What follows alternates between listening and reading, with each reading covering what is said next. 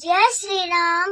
मैं आज राम जी के पूरे वंशज के नाम बताने वाली हूँ। तो राजा राम जी के पिताजी का नाम दशरथ है। दशरथ जी के पिताजी का नाम अजित जी के पिताजी का नाम नाभाग।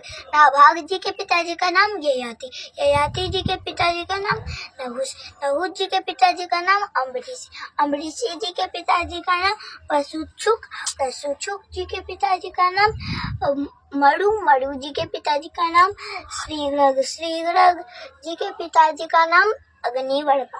अग्निवर्पा जी के पिताजी का नाम सुदर्शन। सुदर्शन जी के पिताजी का नाम संखन। संखन जी के पिताजी का नाम प्रविद। प्रविद जी के पिताजी का नाम अंशुमन। अंशुमन जी के पिताजी का नाम दिलीप।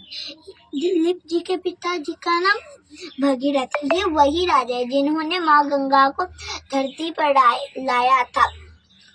राजा भगीरथ जी के पिताजी का नाम कुकुसत। ये कुकुसत जी के पिताजी का नाम कुकुसत जी के पिताजी का नाम रघु।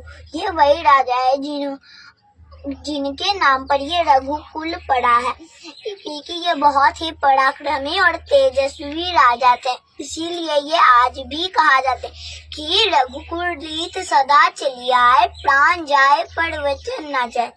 राजा रघु के पिताजी का नाम था इसमंज। इसमंज के पिताजी का नाम था सगर। सगर के पिताजी का नाम था असित। असित के पिताजी का नाम था भरत। भरत के पिताजी का नाम था धुवनाश। धुवनाश के पिताजी का नाम था सुसंधि। सुसंधि जी के पिताजी का नाम था मानधाता। मानधाता जी के पिताजी का नाम था युवनाश। युवनाश जी के पिताजी का नाम था धुंधुमार। धुंधुमार जी के पिताजी का नाम था त्रिशंकु। त्रिशंकु जी के पिताजी का नाम था पृथु। पृथु जी के पिताजी का नाम था अनरनय। अनरनय जी के पिताजी का नाम था वान। वान जी के पिताजी का नाम था विवस्वान।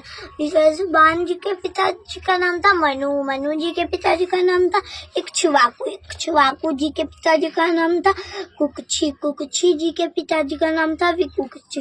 विकुक्षी जी के पिताजी का नाम था मारीची। मारीची जी